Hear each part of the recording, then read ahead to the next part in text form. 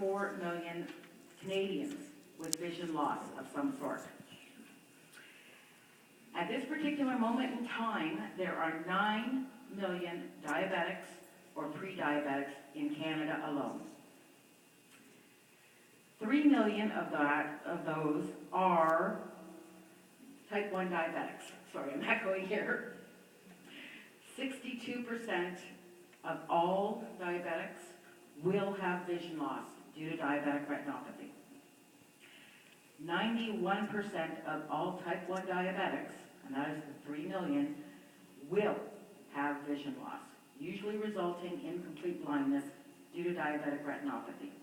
That's not a maybe, that's not a can, that's not an if, that they will. We will.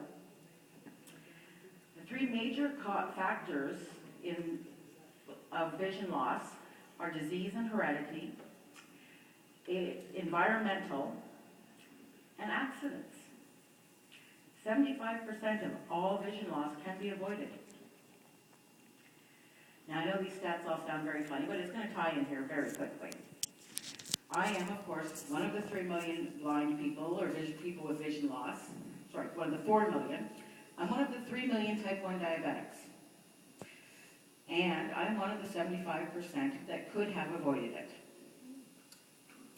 I was 9 years old when I was diagnosed with diabetes. And at 9, when they told me that by the time I was 40, I could have kidney problems, I could have circulatory problems, I could have heart issues, and I could be blind, I kind of went, yeah, okay. And, you know, I didn't have enough fingers and toes to count to 40, so it really wasn't a big issue for me. And besides that, they said, you know, by the time I was 15, they'd have a cure for it. So 9, 10, 11, you know, you turn into a teenager, and you're invincible, and you're infallible, and you know what, you know it all. I felt fine. 15, well, maybe 16, you know. 15's come and gone a couple of times, but we won't talk about that. You know, and then as a teenager, when it's the age of conformity, you want to be like your friends. You don't want to have to take that injection of insulin. You don't want to not be able to have that can of Coke or go to the food court and have the fries and gravy. You don't want to have to eat at certain times and go to the doctors all the time. So you tend to let it slide a little. And then you get into your early 20s and your life is beginning and you have friends and places to go and a job, and there's just no time to go to the doctors. You know, your employer really doesn't think that having to go to a specialist is all that great and doesn't want you to take the time off work. And specialists, they don't have late hours. And then you have children, and all of a sudden you're running back and forth to the daycare, the babysitter, the skating and swimming and school productions, and you're working and grocery shopping and cleaning, and you just don't have time or the energy to go to the specialist. Well, that was me. And all of a sudden, at 37, I couldn't see the curves anymore. I was kissing corners on the passenger side of my car like you would not believe. I had more dents than I could imagine. I would try to go through the Tim Hortons drive-thru and I'd end up, you know, going through the medians. So I finally decided, you know what, maybe I should go get my eyes checked again. It's been almost a couple of years. It's getting time. Up to the optometrist I went, and they looked in my right eye and they said, all right, read the number, letters on the wall, and I went, what letters? I was blind in my right eye. I was sent to various specialists then, and I had no choice but to go. And I had 5 surgeries on that eye. I had 8 injections, and I ended up having 4 laser treatments. Didn't work. That's okay, I still got a left eye available. No problem. Well, I went to a doctor's appointment, everything was fine. Eye looks great, no problem, away I went. A few days later, I looked out my window and I couldn't see my truck parked in the driveway. So I called the doctor and I said, you know, I don't think something's quite right here. So off I go, I drive into the doctor again, and I drove from Mississauga to Toronto Western Hospital, which in itself is an experience. And they looked at my eye and they said, I'm sorry, your eye's breaking apart too quickly. You might have a week to see. Oh, and by the way, give me your driver's license. I'm going to cut it up because you can't drive anymore. So here I am in Toronto, which I really have no idea I just had my driver's license taken away. I'm going to be blind within a week. And, oh, by the way, how do I get home? Because I have no idea about streetcars and trains. I mean, I drive everywhere. So, through different things, help with my mother and my daughter, we got a hold of CNIB, and they introduced me to all kinds of different things. My first statement to my mother was, I'm going blind, I'll never be able to read another book again. That probably bothered me more than losing my sight because I have always been a voracious reader. My grandmother always told me that as long as you have a book, you have a friend and you can go anywhere in the world. And she was right.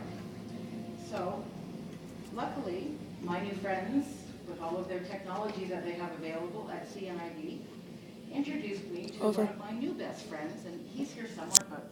He's on your left side, Mom. Sorry, he's on my left, apparently. Over a bit? No, right there. There we go. This is Victor.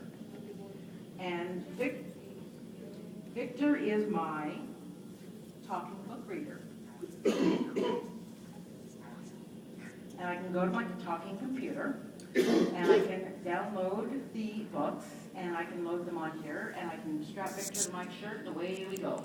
There's also a Daisy CDs, which are available, that the CNIB will send you 5 a week of your choice of authors or subjects or titles, and you put it into a special CD player, also called a Victor Daisy Reader, and you get your books. And they're all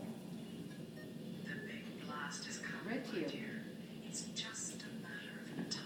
And it's great. I can read better now than I could before because I can read why I garden, I can read why I cook, I can read why I clean, I can read on the bus and the train and the car without getting car sick. It's great. I love it. CNIB also came into my home, and they were quite upset when they found out that, first of all, I couldn't see, and second of all, I was still out walking around, and I didn't have a dog, and I didn't have a cane, and so they introduced me to my new set of eyes. And okay, the eyes, they don't look quite like everybody else's, but you know, they do a good job. They tell me that there's something there, and I'm going to run into it, and I better not. Or they'll tell me that there's stairs there, or a curb. And with this, I can feel the difference between carpet and floor and the sidewalk and the road and a driveway. And it's great. I can still walk to Tim Hortons. It used to take me 5 minutes to get there. Now it takes me 2 hours to walk, but that's okay. I need the exercise. I cannot say enough about CNIB. They gave me my life back, but they also saved my life. Through CNIB, they came into my home and they helped teach me how to safely work in my kitchen, because I still had to cook and eat, how to safely use the knives, and they put little dots on my stove and my thermostat and my washer and dryer so that I could still do all of the things I need to do. And they came in, they're teaching me Braille, which, believe me, is incredibly difficult, especially with being a diabetic. I also have diabetic neuropathy, so my fingers go numb too. Really hard to feel the dots. They taught me how to safely navigate around my neighborhood and pretty much everywhere. They forgot to tell me that I'm not supposed to go anywhere without having someone show me first, but that's okay, I did it anyway. Told me how to cross streets, how to orientate myself, how to follow, for the traffic and find the permanent landmarks to figure out where I am. And in worst case, scenario, Apple came out with the iPhone, and the iPhone has a compass and a GPS on it. And I can push the button and say, please, take me home. And my iPhone will tell me, okay, you are here, and you need to walk 5 feet and turn right, or turn left. And it's great. There's also a compass. I can figure out, if I need to be northwest, east, south. So all of that. Technology is a wonderful thing, as I said. I have a talking computer. He's my second best friend. I have a talking watch. So I can find out what time it is all the time. If it doesn't ring, ding, or talk, it doesn't belong in the house as far as I'm concerned. So I'm open to any questions you may have, or if I haven't covered enough, any more information you require. I also have various gadgets that I brought with me, either from CNIB or that I've purchased through other outlets that I'll talk to you off to the side. And as I say, any question, if I'm able to answer it, I will. If not, I'll either find the answer or I will get a hold of someone that can find the answer to get back to you. So please come and enjoy.